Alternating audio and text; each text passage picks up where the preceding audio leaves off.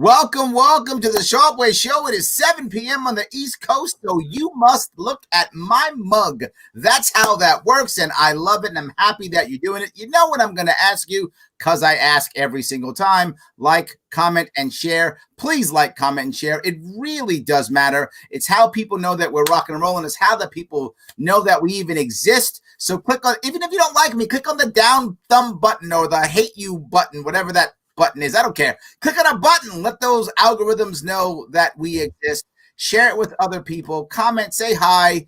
I am a handsome man. Tell me how handsome I am. It's all good. I don't care. All good. If you really want to help, you can head over to patreon.com/sharpeway. Throw me some Trump bucks. You're getting that $2,000 or whatever, Biden bucks. I don't care what you call them. If you're left, we call it Biden bucks. If you're right, we call it Trump bucks.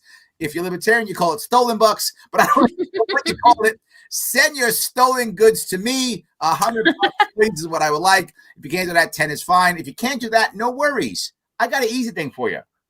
Head over to theadvocates.org. Take the human respect test. Take that test. See, Chrissie knows about the other test. This is the human respect test. Yes, you had me take the low self-esteem test, and I passed with flying colors. I think you had 100, didn't you? Yes. I got 110. I think you did. Get extra credit. So you can check the link. It's actually in the description. If you want to check that out, click there. It's free. Takes about 3 minutes. Makes me happy. Makes my sponsors happy. And it costs you nothing. So do that if you can. I am so lucky tonight that I have with me the one, the only, the awesome, the super cool, the amazing Chrissie Mayr. How are you? Larry, thanks for having me. This is a joy. This is a delight. This is an honor. I'm so happy to have you here this evening.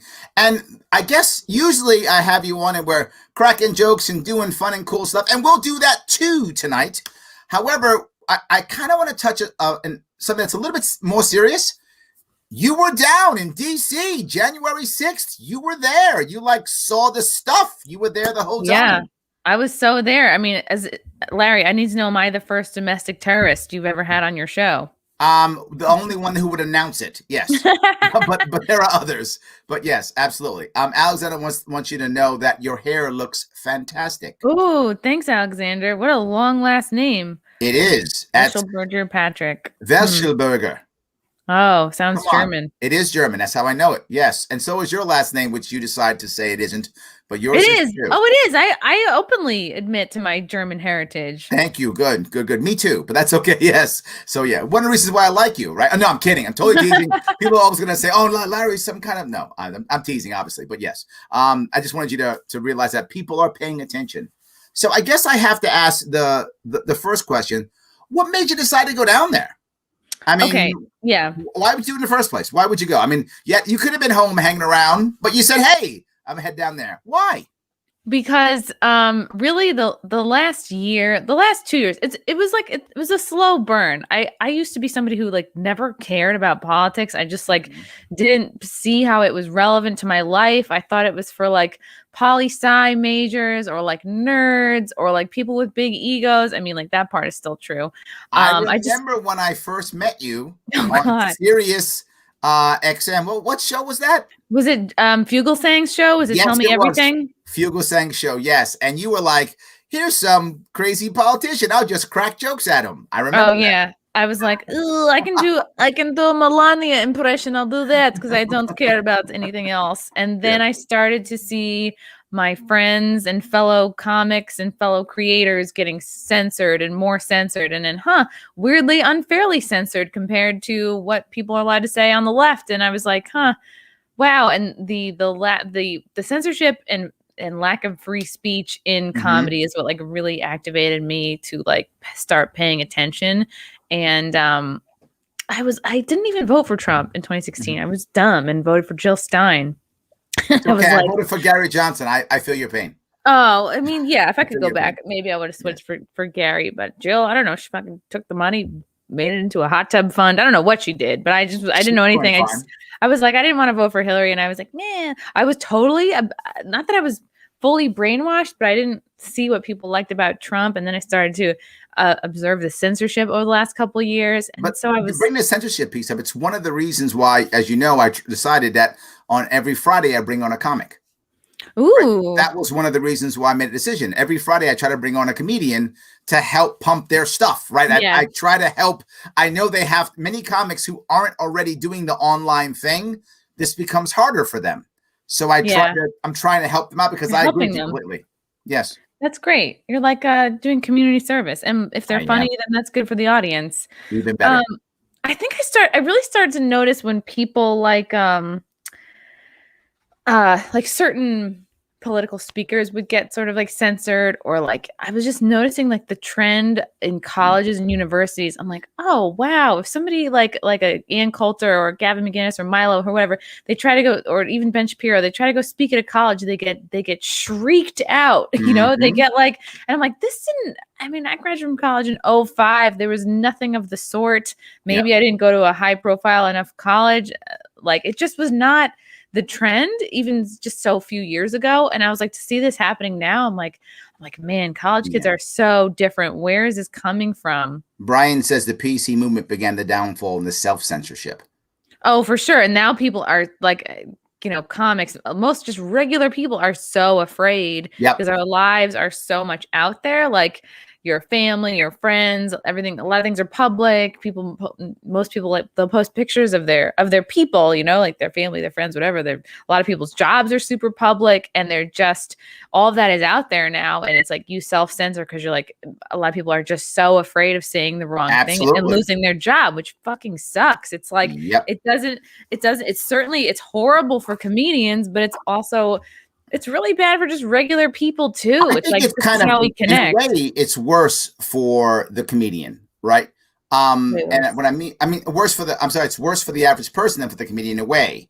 It depends how you look at it, right? The comedian needs people, obviously, to make money, right? Without that, the comedian makes no money. But the comedian does have the option of shifting online or doing things differently. Yeah, I'm not finding a niche group. Yeah.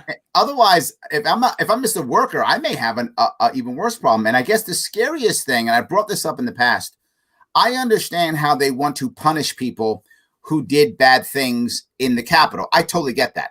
My worry is I feel like they want to punish every single person.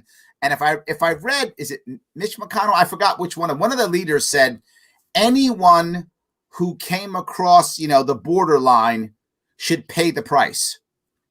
And I thought, you're going to put 1,000 people in jail or whatever that number is. Way more than that. I made that number up, right? Yeah, whatever. You're right. It's like, it's thousands of people. There we go. It could have been 100,000 people. It was the biggest thing I've ever seen. And I had gone 2,000 people. You're going to put 2,000 people in jail?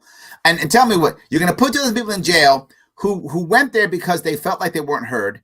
And so they're going to go to prison now, ruin their life, have a record, and they're going to come out and be like, you know what? I'm a Democrat. That's not going to happen. They're going to come out harsher, angrier, madder. With more tattoos. Yeah. More tattoos. They may convert to Islam. You never know what's going to happen in prison. All that stuff could happen. So yes. So I'm sorry. I totally cut you off. I apologize. Prison rant. Go ahead. So I just was like starting to notice all of this, and I just became curious. I was like, everyone's like shitting on Trump supporters. I'm like, what is the big? I didn't right away see what people loved about Trump, and I was like, huh.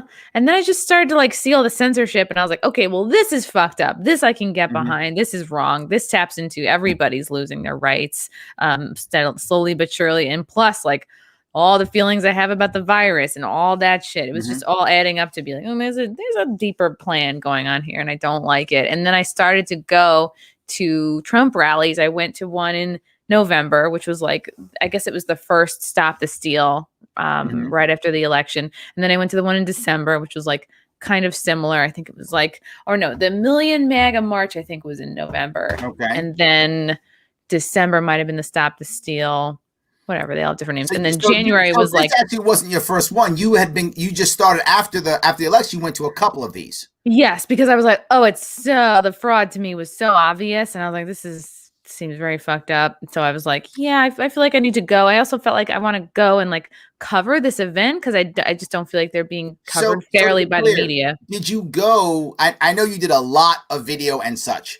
Yes. Was that your goal, to go there and kind of be a videographer of the, or was pretty much that because you wanted to stop the steal? I mean, where was your head? I mean, my being there, yeah, I mean, the steal is going to happen whether we're there or not.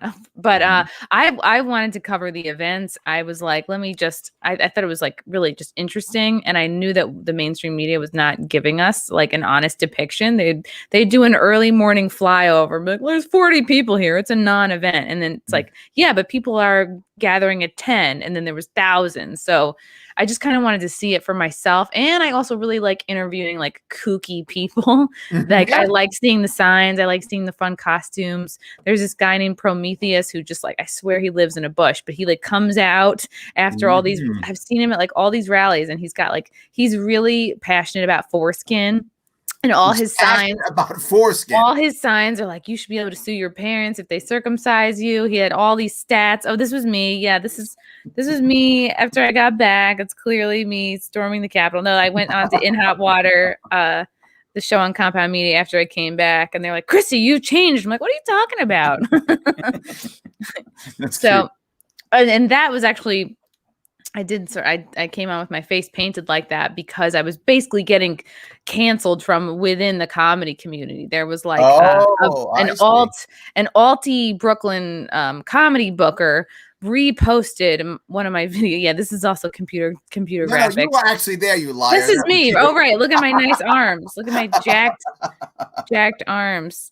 Yeah, that was a fun day. That was a really fun day. So this comedy booker retweeted one of my tweets. It was just like us, like, hey, march into the Capitol. And it was just like, because it was a planned march point. Like people that think, oh, Trump inspired everybody to go march to the Capitol. No, it was planned from days ahead. It was like Tuesday night, we're meeting here. Wednesday at 9, we're meeting at the Ellipse, the President's Lawn. And then, Wednesday 9, we're doing, and then Wednesday at 1, we're going to the Capitol. So that had nothing to do with what Trump said, moments before in his speech. So you're saying that the march to the Capitol was already planned. That was going to happen no matter what. Yeah, it was always going to happen.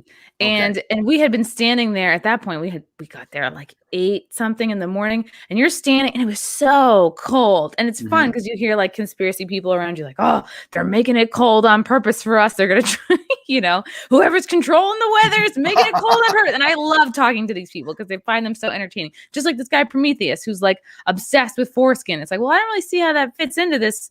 Why we're here, but like, sure, please come out and speak your mind. And he's like, oh, he comes out with all these stats. Like, did you know that all of the serial killers don't have foreskin? Like, you need a better life. What it is.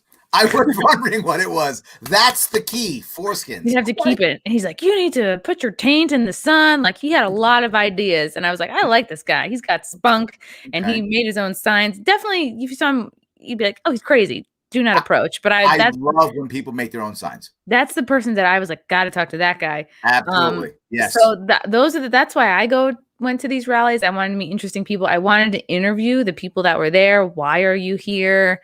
Let me ask you, do most of the people there, your gut, do they believe that Trump actually won the election and that it was stolen? Do they believe there was some fraud, but he still didn't win the election? Do they win? Do they think that it really wasn't any fraud at all? He just lost. Where do most, in your view? I know this is just your anecdotal view, but in your view, what did you think?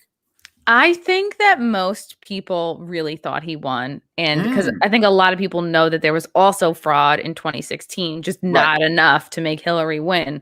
So I feel like the fraud was like very jacked up. People, were aware of the Dominion machines. People were aware of like the extra ballots under the desk. People were aware of like people getting blocked out, unable to watch the votes get counted. People were aware that people were sent home because of like a water thing broke. So it just seemed like there was so much evidence to support fraud, and people got, I think, very angry that they're like, wow, this just doesn't seem to be like enough to be taken seriously. Okay. So the thing that I wasn't sure, I know that people think that there's fraud. I wasn't sure if they actually thought there was fraud and that he actually won the election. Those are the two things, right? I didn't know. And on a personal note, I didn't know if he was going to win or lose. I knew it'd be close either way. I knew he wasn't going to win New York. I know New York very well, better than most people. I travel this state. I know New York State very well. Yeah. I knew that he was not going to win this state. All the people who would vote for Trump half of them are packing up and leaving, right? I mean, they're just not here anymore to vote. To vote. They're in Florida. Yes, they're already in Florida. They're not voting for Trump. They've already left. So, so I knew he wasn't going to win New York State, but I didn't know if he'd win the election. I don't think he won the election. I don't, right? I think the country's been going left for 10 years at least. And I think he did lose the election. That's my opinion. I haven't gone down the rabbit hole on purpose because, to your point, it actually doesn't matter. No matter what, Biden's the president. But my feeling is, my gut is that he actually didn't win the election. That there probably was fraud. I mean, because there always is fraud. So there probably was fraud. But I don't think anywhere near enough that would cover the 6 billion votes in between that would have him win the election. I don't think so. But again, does it really matter? It doesn't really matter. I also heard from somewhere that the only state he really won, that the only state that Trump lost was New York. I've heard people say he won close to 80 million votes, and Biden only got 68 million. You hear a lot of stuff, and you're just That's people making their own signs. That's people making their own signs. That's people making their own signs. But I guess so. You went down there. You started seeing people. I'm going to show real fast a little bit of some of your footage. Oh yes, footage. You have a little bit of your tage of the foot, which is my cool way of saying footage. This was when we first, because we hung back for a long time. We hung back for a long time. Me and my friend Riss Flex, we were watching from like a large distance because we weren't there to like cause any kind of chaos. Right. And we waited a long time, and we see families and kids and old people walking past us, and everyone's walking up to like the grass outside the Capitol. I'm like, oh, okay, everyone's just walking. All right, yeah, let's go, because we're trying to get a better view, better pictures, better footage. So here is me and my friend Riss Flex. We are walking. We're taking the path. We're walking up to the Capitol. Oh, okay. This is coming to the Capitol. Everybody's walking. Yeah. Chrissie. Oh no, hold on. Oh, that's a black woman. Sure is. This is clearly staged. She is not a crisis actor. She's not paid. She's obviously being paid by somebody. Must be Soros. There's no one else I can imagine.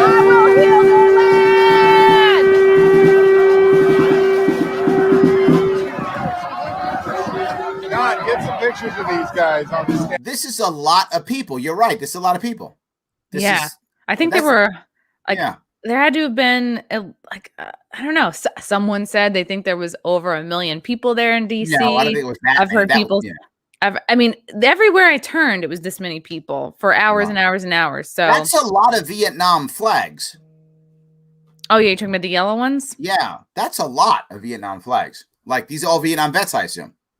Yeah, that's what I assume. But people were hanging out in their groups, I guess. It depends. You also had like, oh, we're veterans that are here from California, or we're oath keepers from Kansas, or whatever. So that's an Indian flag over there too. There were Indians there too, I guess. Everybody was there, Larry. They're the most diverse group of people That's ever. Impossible. That's these are really crisis actors. There's no way. I'm teasing, guys. I don't believe in crisis actors. I'm teasing.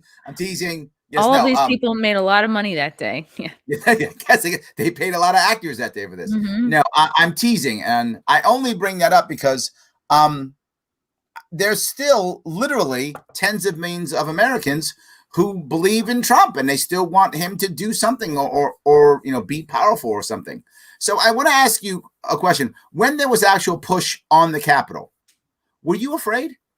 No, because I was like, from the closest I got, which is if you fast forward this video all the way to the end, you see how far we actually walked up. And the closest I got was like pretty close. I was like not about to climb a wall. Yeah, if you go all the way to the end. All right. Oh, that's as close as you got. We got closer. See that like gray? Pause it. See that? Or if you go back a little, see there's the people climbing the wall. Classic New York Times photo. If you go back a little bit, you see the gray building, the smaller little like temporary building to the left there. That's like a temporary building that they had for the construction workers that were there, building whatever they're building for the inauguration. So I climbed up on top of that small building just to get a better view. That was like the most daring thing I did. But I was like, there were other like news people and like up there, climbing up there too to get a better shot. So it's not like it was like just me. I saw other people climbing up. I'm like, oh yeah, that's a great idea. I'm gonna get a good shot because I'm 5'3", and I was like, yeah, it's hard to see. This is close you got like this. Yeah, that's the closest I got.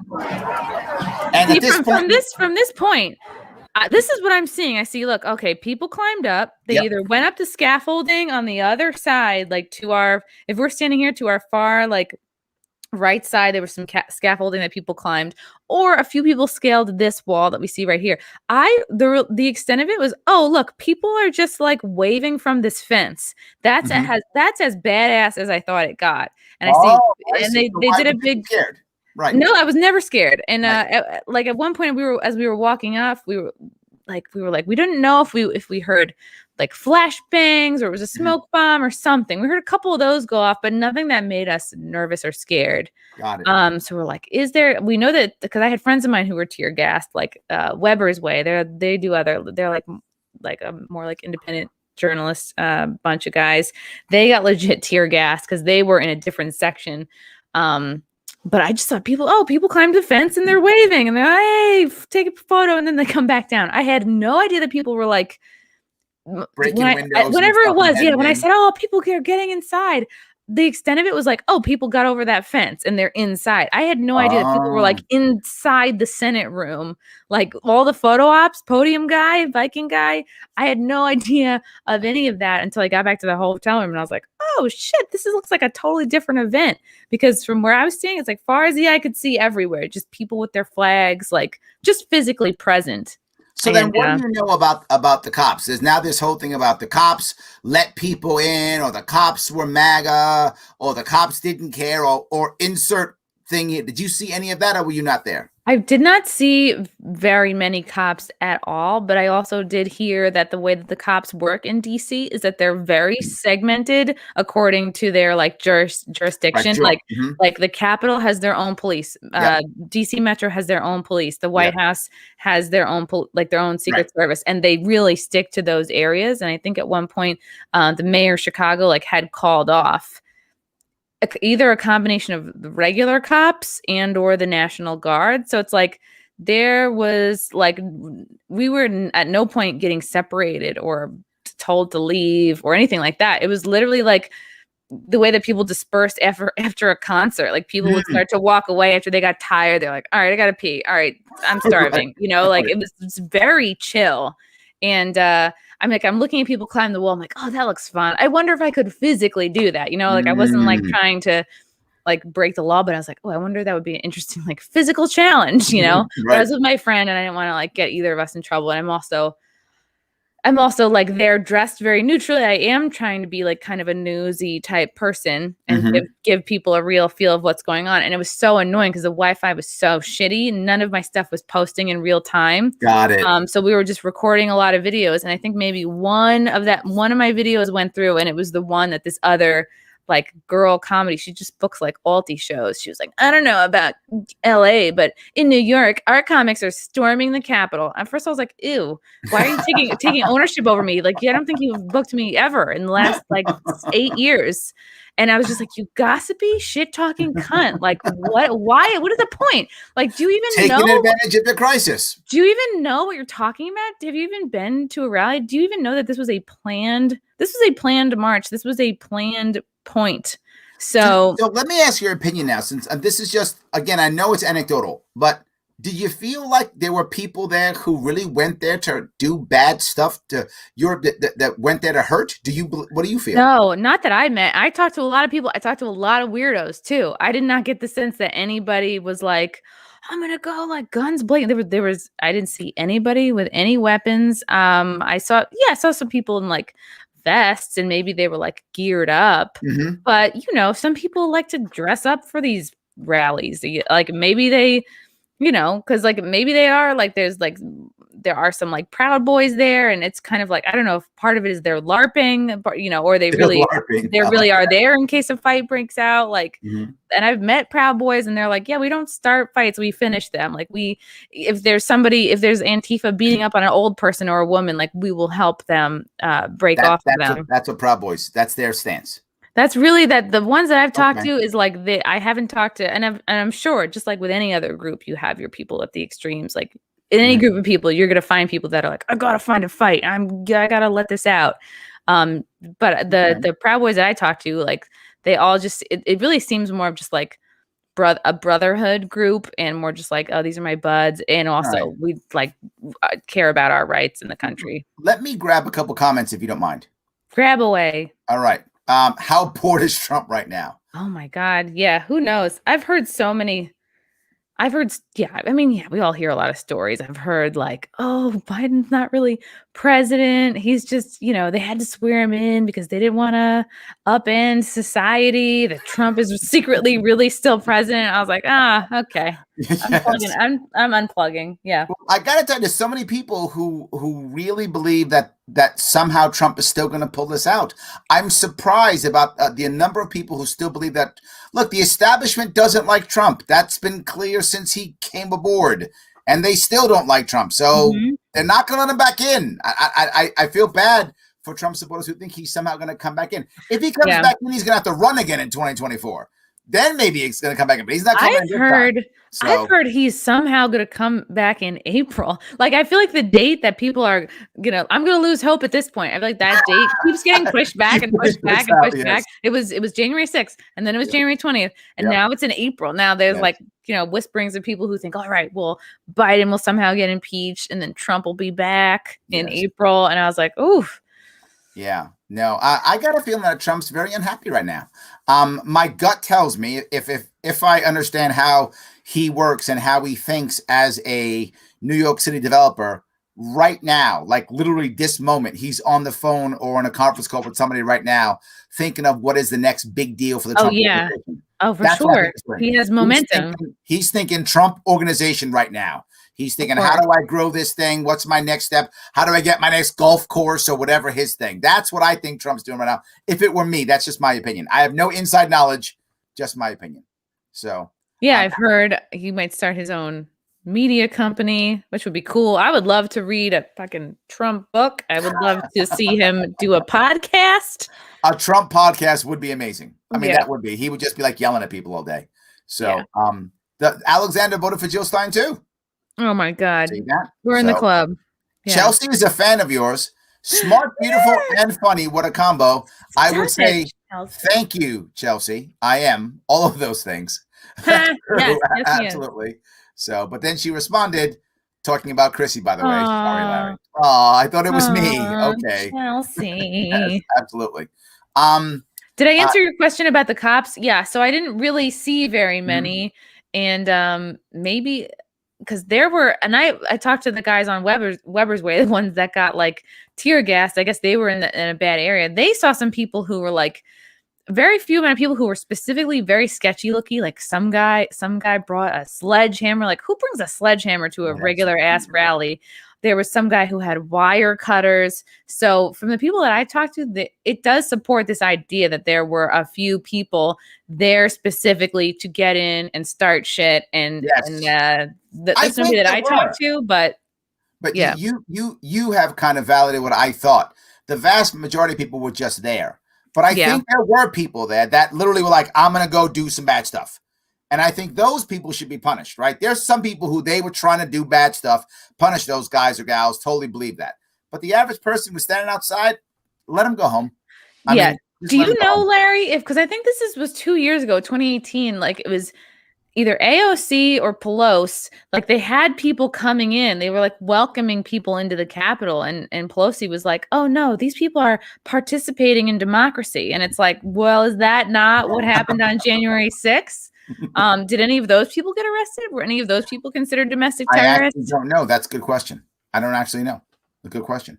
Yeah, people are so sick of the hypocrisy. And all summer we're hearing. I'm actually sick of the hyperbole. I'm sick of the exaggeration. Oh, yeah. That everything is, the end of the world. Was it a riot? 100%, and it was violent and it was wrong, and the people who did the bad stuff should pay. But to call it really like a coup, that's not. No, are you kidding me? These are the people who are aware of their Second Amendment rights. If they really wanted to come in and coup it up and kill some people and take over, they could have, and like probably easily, but their people were not about that. I didn't see anybody with weapons or even like, they're just really regular ass people, families, dogs with little Trump hats. Like those are the people that I like to meet and talk to. People who have dogs and Trump hats. Yes. Right, yeah. Little shirts on, little dogs and outfits. More info about it, if you want to see what Chrissie's doing, head on over to her Twitter account. She has a bunch of connections over there if you want to. It's Chrissie Mayr, Twitter at Chrissie Mayr. But you can also check out her YouTube if you want to. And by the way, look in the show description. All her stuff is there. If you're an Instagram person, if you're a YouTube person, whatever you are, click there. You can check out all her stuff, all her videos, all those cool things. And she's going to tell you the same thing I'm going to tell you. Subscribe. It's a good idea. Do that. More subscribers, the better. Absolutely. Yeah. Also, we don't have an OnlyFans, so stop asking us. Not yet, she means. not yet. Larry's like, speak for yourself. Exactly. Absolutely. But look, I want to bring up one thing if I can. I have a sponsor that talks often about respect. So listen to this real fast. Larry Sharpe here, host of the Sharpe Way show. And boy, do we need to start coming together and healing now more than ever. Best way to do that? Respect. We got to respect each other so we can start to come together. How can we facilitate that? Head over to the advocates.org/human respect tests. Yes, there's a test for human respect. You didn't think there was? There is. Take that test. About 3 minutes. That's it. It's done. Share it online. Share it on your social media. Let other people see it. Let them take the test. Share it with others. Let's start talking about respect. Let's start talking about healing. Let's find the right answer for us to move forward. The advocates.org human respect tests. That guy's right. That guy's handsome, by the way. Is anybody talking about how handsome that last guy was? That's a good-looking guy right there. I agree. Yeah. So I do want to bring this up. You were there. You met so many people. Do you feel like we can heal? Right? Do you feel like there's a chance of us actually kind of bringing this together? I was not right now. Yeah. Not right now, because in order to heal, you need to be living in the same reality, and there are truly two different realities going on right now. There's people who believe the mainstream media, and people who are like really fed up with the lies and the hyperbole, like you said, and the hypocrisy. Like all summer we can hear, you make them uncomfortable, you shake them down in a restaurant, let them know they're not wanted. You hear people saying, oh, protests don't have to be peaceful, oh, this is what we have to do. Oh, but then when the right does it, they're the worst people ever, and they all need to get into a gulag. And it's like, what? It's almost like they are trying to radicalize people and make people nuts. It's like abuse. It's like it's like you keep kicking that beehive. It's like, okay, there's bees inside. I don't know. This is a terrible metaphor, but it's like I get people are sick of it. Where's the forgiveness? Yeah, right? There's no understanding. There's no patience. There's no acknowledgement of feelings and reality. There's no respect. There's like, you're just trying to make anybody who's not a neoliberal, who's not an alt-lefter, anybody who's not this is a domestic terrorist and needs to be put on a list. Just like how even in my small comedy community, I need to be put on a list. There was literally a chick who said, we need to make a list of all the New York comics who were at the rally so we can never book them again when comedy comes back. And meanwhile, I'm like, meanwhile, bitch, I haven't seen you on a lineup in 2 years, you know? It's like, but you're the fucking arbiter of lineups. Jimmy has a question about your show. Jimmy says, are there certain words or topics that you steer away from in your stand-ups?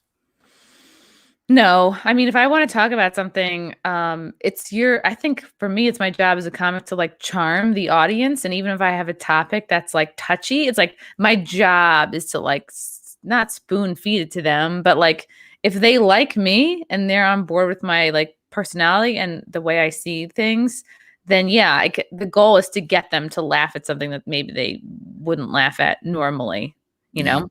Yes. I would attest, she will joke about anything. Yes.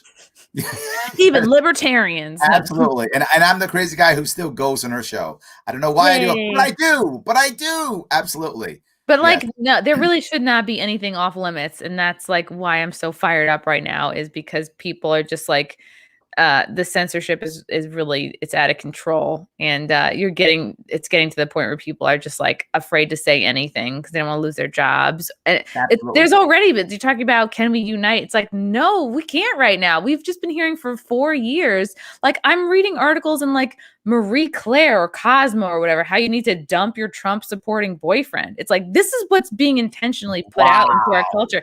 People are encouraged to like break up with their family, write off friends and family who voted for Trump, like it's nothing. Like, that's how Nazis were, it's like, I bring this up, and this is a little bit off topic, but it's still on. I always go down the history road somehow with you, Chrissy. I always do. And I'm going to go down the road of two different things. One of them is Rwanda.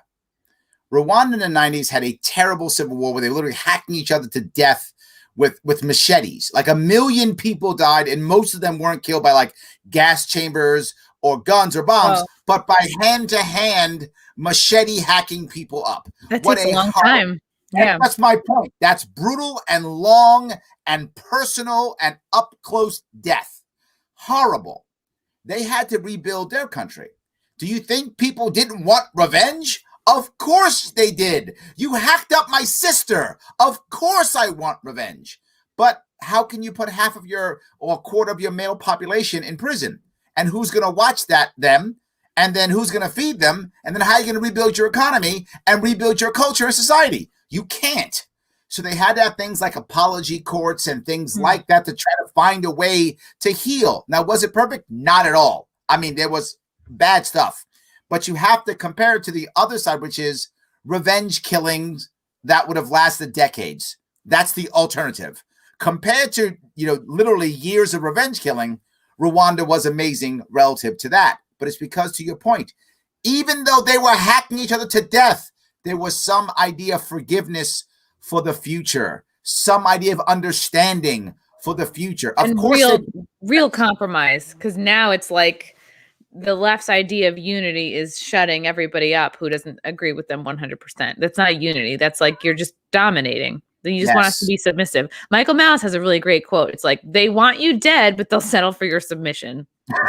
Oh, that's true. Yeah. There you go. So, yeah. He's the best. I love Michael Malice. If you haven't, God, just leave this podcast and go listen to anything he does. I love that. That's good.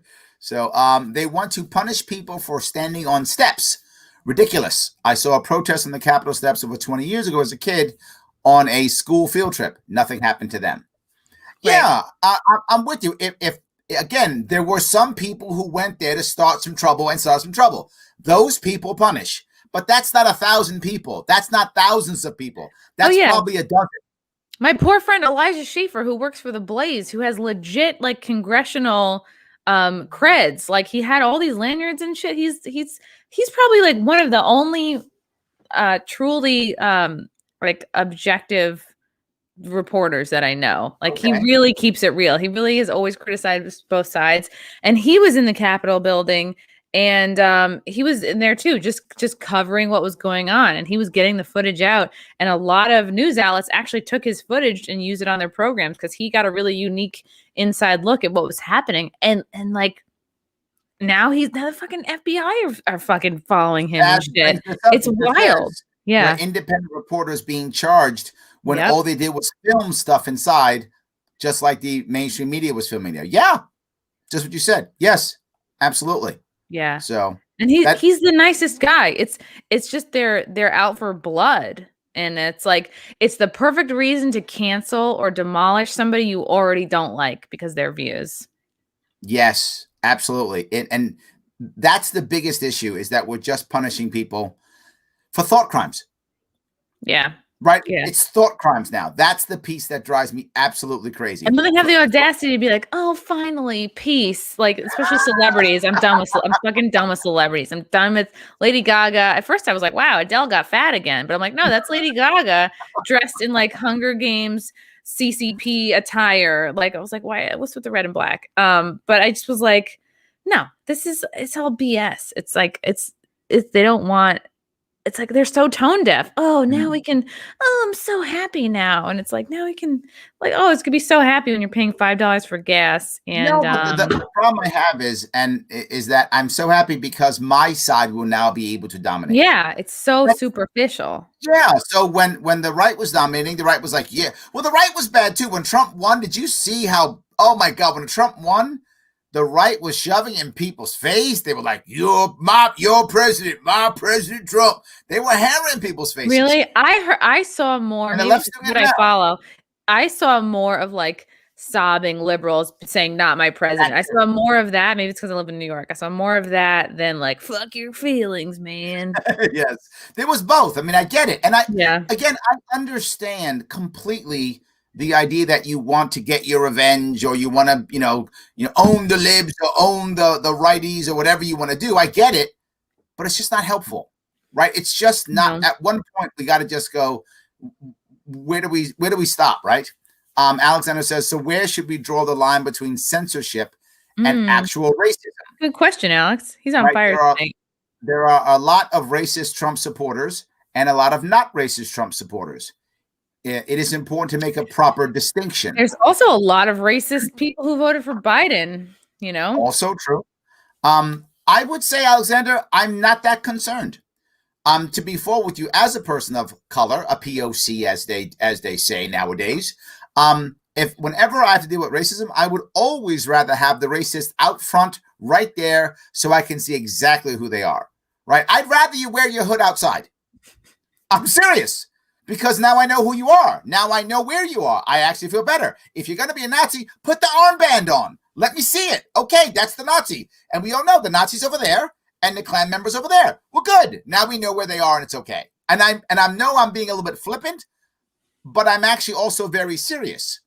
I would rather have someone's emotions or feelings out that I can talk about and deal with and know where I am versus someone who is hiding somewhere. So I actually don't want to censorship, even racism. I don't want to censor it. Right. Because then I wind up putting it underground and then I don't know where it is. And then it hits me from someplace that I don't want to hit me from. And you know what? When you call 75 million Trump voters all racist, that makes it even harder for you to decipher who the real racists are. Absolutely. Yes. And this part, the right calls everybody socialist, right? And the left calls everybody racist. Or fascist, Fascist, yes. And they're all wrong. Not everybody's either. And when you use that phrase so easily, it actually hurts people who are actually affected by racists, right? So, for someone, and again, I'll talk about myself. I'm in my 50s, so my father was raised in an era where, you didn't hang out with white people, particularly white women, or you got hurt. And my father literally got hurt. A guy literally took a can opener and smashed him in the head and opened his head up because he was dating a white woman. Oh my God. Yes, that happened. That was the late 50s, early 60s. He literally smashed him, and my father's head was opened up because he was sitting with a white woman. That happened. And guess what state that was in? New York. I was going to guess New York. Yes, it wasn't Alabama or whatever state you might see. That was New York. That's a racist, right? That was probably her ex-boyfriend. No, it wasn't. It wasn't. No? It was racist. Yeah. That's a racist, right? So when you call some guy who goes, I don't know if I like these people from Muslim countries, who says that, which is not nice, and he shouldn't say that.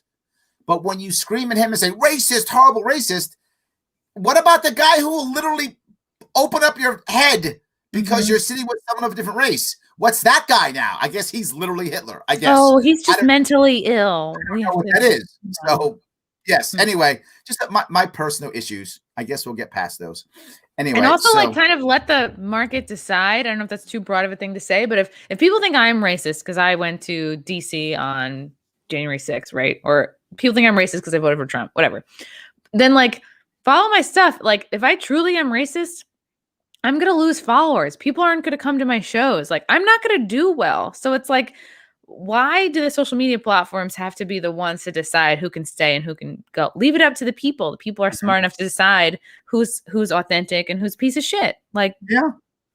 Fishmail, which I love his name, says, I don't think you should censor racists. You should only censor people who smell like fish. Those are the only people you should censor. Everyone else is fine. Wow, yes. I'm offended. That's me. Bye, guys. There we go. Sorry. So yes, that is my issue. I would rather leave it open. I really would. I really think I'd rather leave it open, even if I don't like it. Right. And the point is, I have a right to call someone. I have a right to call someone a name as long as they have a right to call me a name. The second I say they don't have a right to call me a name, I don't have a right to call them a name. Right. Now we all lose the right. Yeah, that's what I started doing. If someone calls me a racist, I just call them a racist. I just like fling it right back. Like, okay, now we're ping ponging. Okay. Yeah. Now we're ping ponging. I like that. I love that. That's very good.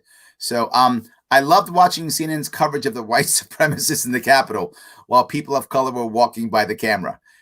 Yeah, right. This is another piece that drives me crazy, right? And this is a personal pet peeve of mine. Again, when Biden did his inaugural speech, he brought up the phrase white supremacists and domestic terrorists. Wow. I didn't even listen to it. I was like, oh, no, I would literally rather do anything else. That's my job. I have to watch at least an hour of Fox and CNN every day. And whenever these things happen, I have to watch this. It's literally my job. So I have to do it. True.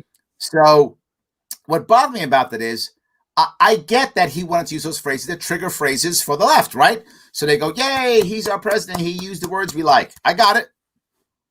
But he's already your president. You've already won.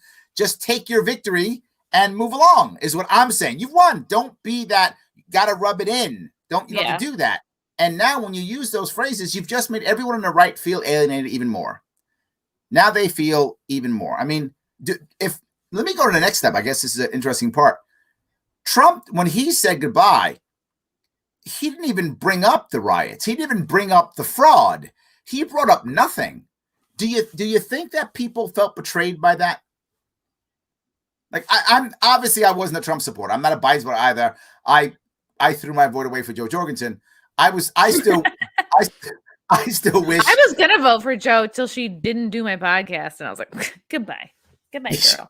No, I know the feeling. I know the feeling. But I offered her hours, and she was like, I wanted to do an hour with her too, and they were like, oh, only 10 or 15 minutes. And I was like, okay, no, that's not a podcast. Correct. Yes, and then that's why she wasn't on my show much either. I was like, you know what? Have a nice day. I don't need you then. Yeah. In reality, she could have done a much better job. I don't know. I'm very disappointed how she played things, but it's done. My point being, I don't have a horse in this race, if that makes any sense. My horse didn't even finish the finish line. But I'm saying if I was a Trump supporter, I think that if he had not brought that up, I would feel betrayed. I don't know. You're closer. To me, I felt like maybe he was coming from a place of like, let me say something, pulling back, right? Like more encompassing the last 4 years, what my kind of takeaway was from being in office. I don't feel like he needed to like apologize for what happened at the Capitol. And I don't think he caused it. I think these were just like, that would be like expecting Biden to apologize for everything that Antifa's done. And he won't even acknowledge them as a legit group. He calls them a myth. So it's like when we think about like what our politicians should or shouldn't be doing, it's like, all right, well then we need to equally judge the other side for not. No. What I mean is specifically, do you think that Trump supporters feel betrayed by him not bringing it up, by either not saying, hey, I'm glad you guys did the march. I wish it hadn't gone too far, or great, I'm glad you guys broke shit. I mean, whatever he thinks, bring it up. And I think Trump supporters are disappointed overall. Like, I think they're disappointed in him for other things, like not pardoning Assange or Snowden, right? I think they're upset with like there not being mass arrests. They're upset with him not fighting hard enough. They're more upset with the GOP for not having his back. I think that like what the right or what conservatives have gone through is like so much harder. Like the abuse of 4 years is like, okay, like more like we need an answer to that rather than like, okay, the riots were like really bad optics, but like it's a drop in the bucket compared to like the pain that the whole group has felt for 4 years. Okay. All right. Let me grab a couple more comments. Charles says they were Vietnamese people. The flags were not Vietnam veterans. The Vietnamese people. Thank you, Charles. For those who don't know, that is the flag. That was the South Vietnamese flag of that. So thank you for that, Charles. I appreciate it. Yeah. There are a lot of Chinese people there going like, the CCP is the fucking worst, you know? Yes, I'm sure. Yes, absolutely. Let's see if I can keep going here. Chaz, I was kidding about the not voting for Joe because she didn't do my podcast. I was just wanted to tell everybody she didn't do it. It's totally funny. Yes. Twitter's a total hypocrite. By the way, I wasn't joking. Marshall, I love Marshall. He's a really good photographer. There we go. Twitter's a total hypocrite. You only see Donald J. Trump banned because it's political in the USA. Look around, you see it. We all do. There's so much hatred everywhere on social. Slap the policy down to all. Well, there we go. Slap the policy. There we go.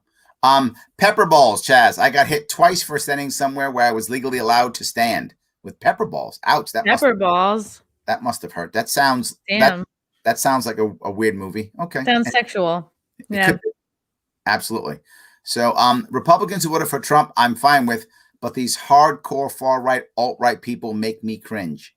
Yeah, the reason why I'm so concerned about the alt-right is not because of their actual viewpoint. I'm not. My worry is, can they come back into the mainstream as the country keeps drifting left? That's my concern. Can we still have a place for the right and conservatives in a country that keeps drifting left, right? I don't want to do what New York's done, which is what I tell you all. New York is the bellwether for the entire country.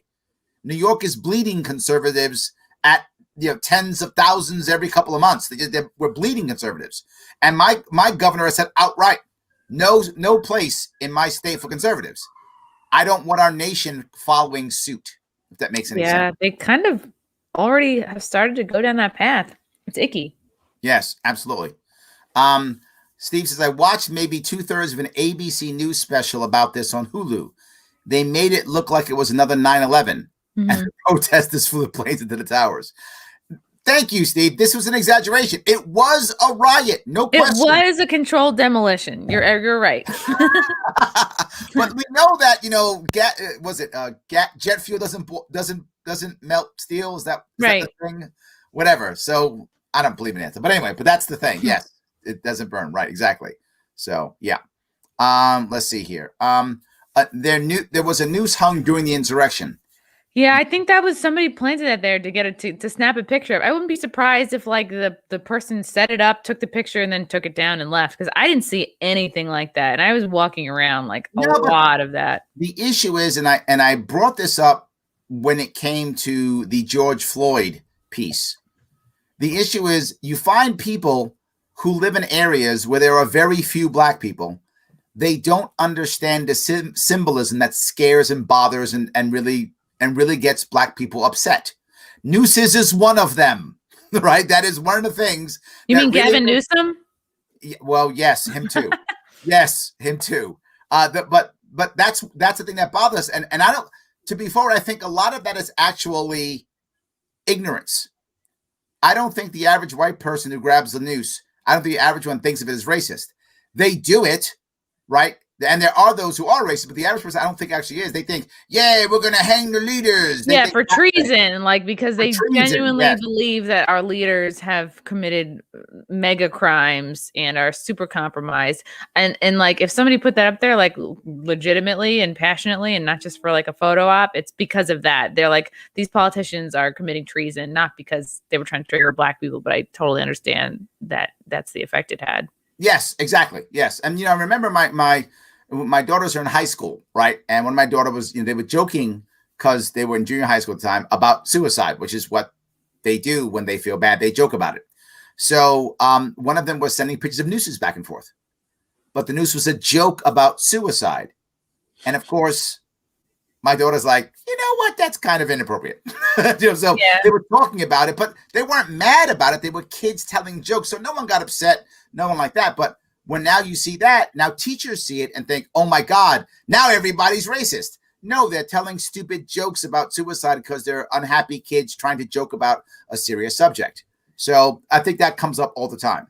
I still hate it. Yeah. If it was a picture of like a scarf like off a closet, they'd be like, "Oh no, I loved Kate Spade," you know. I loved Kate Spade. I love that. Yes. All right. Let's see if I can keep going here. The Proud Boys will come face to face with Antifa. Oh, that's what you were talking about before. Oh yeah, they will. They will break up fights. They will, because Antifa will like antagonize people because they know that they're a bit weaker, like groups of women, kids, old people. Absolutely. Yeah. JP says former CIA Director John Brennan. Yes, we were just talking about this. Libertarians with racists, bigots, etc. Yes. Right. I mean, this goes back to the idea that everyone who's not one of us is one of them. If you don't worship the state, you're just a bad person and worthy of imprisonment and I guess death too, right? But unity. But unity. Yes. But unity, except with like libertarians and racists and Republicans and, but unity. Absolutely. Yes, absolutely. 100%. It's terrible. Chaz says a Trump media company would be awesome. I don't think a Trump media company would be awesome. I disagree. I think a Trump show would be great because Trump would just yell at people all day. That would be fun. But I think a Trump media, I don't think it would be great at all. I don't think it'd be great. What would he do? Put his kids on? No, it would be like a Newsmax or an OAN. I could see we already have Newsmax and OAN. But I think Trump would not do something like that. He wasn't. I couldn't see him setting up a news network and then being in the background. I think he would need to be like the face of something. Yeah, I guess maybe. Yeah, I could see that. Yeah, I could see that. I'm just not sure that I'm just not sure that something that he would run would be that great. And maybe some apprentice shows. Since this is a more lighthearted show, maybe something for her to incorporate in her comedy is a bisexual person without a partner on standby. Okay, I'll accept it, Brian. Without a partner on standby. That's not bad. It's not great, but yeah, I would say that's a dad joke. That's a Thanksgiving joke that a dad would tell. Yeah, you could spice it up a bit. You can find a spot. If you know what, you can do what Dave Chappelle does. Find a story that's the perfect punchline for. Yes. See, Dave Chappelle just got COVID, supposedly. He did. That's exactly right. He had to cap all his stuff. He had to cancel all his stuff. That's right. Yes, absolutely. All right. Let's see if I can keep going here. Hey, Chrissie, you're actually responding on Twitter. Thank you. I appreciate that. Yes, always. Yes. I love my peeps. So, Larry Sharpe, OnlyFans, talking liberty in front of a cackling fireplace. That's not bad. I could do a fireplace, make my OnlyFans, I guess. Yeah. Yeah. I guess so. Yes. Fireside fans. There we go. Sabrina says she is spot on. There we go. Sabrina's in the club. Yes. Absolutely. I love that. So, all right. See if I can keep going here. JP Smith is teasing. He says we need to build back better for someone else. For someone else. That's a joke. You didn't get it. Okay, forget it. Yes. I get it. All right. I get it. So, all right. Let's see if I can grab this here. I'm getting Larry Sharpe some Apple AirPods for his birthday. I'm going to get some earbuds. I am. People have been bugging me about this because I'm doing the old man stuff. But I'm not going to put the headphones on. Should I get them too? Is this not cool anymore? It's not cool. It isn't. I know. I've been told more than once. Yes. Right. I guess because then you're not looking at my tampon string. I don't know. That's correct. I don't dislike it. But then doesn't the Bluetooth cause cancer and shit? Does it? I hope not. I'm going to go there. People will say to me, Larry, you got to put the headphones on and the microphone. I'm like, I'm not a podcaster. Yeah, you look cooler like that. Yeah, I don't wear a beanie every day. That's not who I am. We'll just cut the strings off these. Boom. We'll just use these, cut the strings off. Done. Easy day. Just strings. No big deal. Absolutely. Charles says, Larry Sharpe, Libertarian, I fully support you in New York. Oh, thank you. I fully supported Ron Paul for president. Nice. The only thing is to take down the deep state who created an infrastructure so huge and for so many decades. I mean, how? I am not sure who had the balls to take all the craziness and not crumble like other presidents have. No, it's a good point. And I bring this up and I believe this. And that is the Libertarian Party is absolutely a dumpster fire. There's no doubt it is. It's a dumpster fire on wheels. It is. It's a disaster. I say that. I've said it more than once. It is. With that in mind, I think it's still the only chance for us to have real change in this country. I think it's the only real chance for us to really try to improve or even heal. The only people even talking about healing are libertarians. We're the ones who cross the aisle. We're the ones who try to make things better for both sides. Now, we have a lot of work to do. Don't get me wrong, Charles. We have a lot of work to do. This is not tomorrow or next week, but I'm still working it. When I started this in 2016, being active in the party, I joined the party in 2012. I started becoming active in 2016. I said, I got 10 years to make this work. It's a 10-year plan for me. I'm 5 years in. I got 5 left. So the next 5 years, I got to make sure we have some impact and make some change. What happens after 5 more years? Then I hand it off to somebody else. Then you go to Florida? I'm going to hand it off to Pete, and I'm going to walk away. Hand it off to him after then, right? I hand it off to somebody else, right? That's how we should work, right? Josh says it right. My tribe is better. Liberty tribe is the better tribe. Join my tribe. It is definitely the cool tribe. That's for sure. All right, so let me ask you, is there something else you want to bring up before we wrap this up? I don't know. How to be motivated to exercise when Planet Fitness requires you to wear a mask and you have no room in your apartment. Like, also, I'll try to work out my apartment and I'll be like, oh, this floor is filthy. I'll just get up and sweep it. I don't know. That's off topic. Well, that's kind of you kind of working out if you're sweeping your floor all the time. That's true. That's true. So just sweep your floor a lot. Oh, my God. That's your new workout video. Sweeping with Chrissie. Okay. I like it. That's not bad. Yes. Yeah. And then someone's going to have to tell you, well, Tuesday you got to sweep in red, and Thursday you got to sweep in yellow. And Larry, have you heard this? I was talking to somebody, and he was like a military dude at the DC weekend. He was saying, like, you got so many people, by the way, telling me to move out of New York. You got to move out of New York. Maine from Florida. It's going to be a civil war. You're going to get the fuck out. Like, you don't know what's going to happen. And I got really spooked. I was like, oh man. No, the reality of the New York City is probably one of the safest places because it's so solidly blue. Right? It's so solidly blue. The odds of them actually being like violence in the streets is actually pretty slim. Right? It'll be the purple cities that'll be the hardest one. Other than like just the regular 400% murder increase. Other than that's the normal stuff. Correct. Yes. Yeah. We're not talking civil war. I don't think New York City will be in trouble. The problem New York City will have is it'll be starved out. That's the problem with New York City, right? We'll be starved out because no one will be able to bring the food into us. There's 8.5 million of us, and we don't make our own food. Wow. So that'll be a problem. But the actual violence in the streets, it'll be the regular violence that we normally have. There won't be any extra violence in our streets until all of a sudden there's no food. Then as the people then we become Mad Max Road Warrior, and all of a sudden we're in the streets becoming cannibals. Do you see that as a real possibility, being starved out? I don't. The only way as a military person we'd ever be starved out if we were ever actually invaded. And that is literally impossible for at least 50 years. Oh. It would take at least 50 years for any nation to be able to have any type of military that would have any chance of actually invading our nation successfully. At least 50 years. We will be, the United States will collapse on its own far faster than any nation will invade us. We're just not there. Plus, who would invade us? Nobody will. China? That's my whole point. China's already here, though. Yeah. China. We're actually in this. You may enjoy this since you had to get me there, didn't you? We're in Cold War II.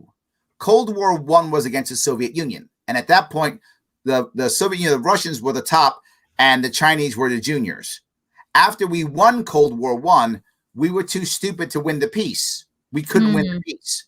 So since we couldn't win the peace, we got Cold War II, which put China on top and Russia on the bottom. Just like World War I and World War II. World War I and World War II were actually one long war. It was the war to see if Germany would dominate Europe militarily. That's what it was. We had a shitty peace after World War I, so we got World War II. Cold War is the same thing. This is a war to see if the United States will dominate the world. We won Cold War I, but had a crappy peace. So now we have Cold War II. And now our adversaries have swapped. China is now more powerful. But the battlefield has changed. The battlefield in Cold War I was the Soviet spies, proxy wars in Korea, Vietnam, Africa.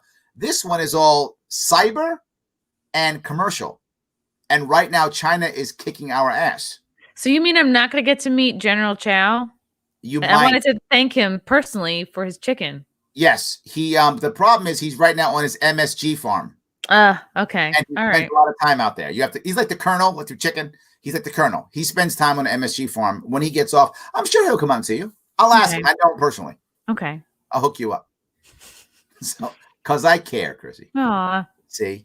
But anyway, that is the story that we have. Interesting. And I think Cold War II is happening right now, and we are actually losing. And JP Smith says, why 50 years? Because the idea for a country to invade us, they would require one of three things. One, to create massive bases in Canada and or Mexico. And that would take many years to be able to set it up, diplomacy, have us not see it. I mean, it would take forever. Move all their troops there. I mean, it would take massive amounts of troops to do so. That's number one. And they're nowhere near that. That would be one option, and one we'd see far away. The other way is you have to build a massive navy, a navy that's so huge that it could transport troops across the ocean and stop our navy from stopping it and stop our air force from stopping it. So you have to build a massive navy and a massive submarine force and a massive air force to stop all that stuff. That takes decades to create that kind of thing. Those types of militaries aren't grown just because you have technology. They're grown because you have to have a tradition that people believe in, which means they'd have to have several proxy wars before they'd have a larger war against us. And China has had a proxy war since Vietnam. So look at this jazz comment. This is very interesting. I hope that was good. Did I bore you guys? I'm sorry, but you asked the question, so I wanted a little bit, but it's fine. No, read this jazz comment. This latest about the Space Force. That's interesting. Tell me, what does it say? Well, I can't put it in the reason for a Space Force is because of China having weaponized satellites that attack our infrastructure satellites. What? He's partially correct. We don't need a Space Force for that. I think Space Force is silly. I think the Air Force was just fine dealing with this. But what he's talking about is correct, right? We do want to make sure that satellite to satellite combat is the future. That's true. I just don't think we need a Space Force to do it. Air Force was just fine. Right, but yes. But Space Force sounds so cool. Space Force sounds silly. That's why they made a Netflix thing out of it. It sounds dumb, and they made a comedy. Space Force is terrible. I like it. But he's right though. Chaz is correct. I'm sorry. I sometimes go down that road and see. We always do this, Chrissy. We start funny and then I go serious. We always do it. Yeah, it's true. So anyway, if people are asking, but I'm going to bring it up real fast. What about Yang for mayor? You're in New York. What do you think? No, because the woke Asians came after me after I released this kung flu fighting video in March, and they were all Yang support. I'm like, okay, I'm done. I'm done with all of you. I'm done with the woke Asians. They don't have a sense of humor. That's funny. No, I think Yang has a very high chance of becoming mayor, though. Ugh. I think the odds are very high. Not 100%, but I think the odds are high that he'll become mayor. Who picked him to be like, you should go run in New York? Like, how does that happen? Well, if you don't like Yang, this is the perfect thing. Becoming mayor is the end of your career. Right? So if you don't like Yang, you should be happy he becomes mayor. He's finished. Okay. To become mayor, he'll be done. Right? That's where you go to just end your career. So all right, I'm gonna let you guys go. Guys, thank you so much for watching the show tonight. I really appreciate it. Spend some time over at Twitter, hanging out with Chrissy, if you would. Please check her out. All her stuff is in the description. Please click to see her stuff. She took video from down there. If you want to see it, watch that stuff too. And she is prolific when it comes to podcasting. She puts out stuff more than I do. She is amazing. I do too many. Yeah. She does too many, but we still love her anyway. But yes, she does a whole lot. Please check her out. Guys, thank you so much for watching. Have a great weekend. I will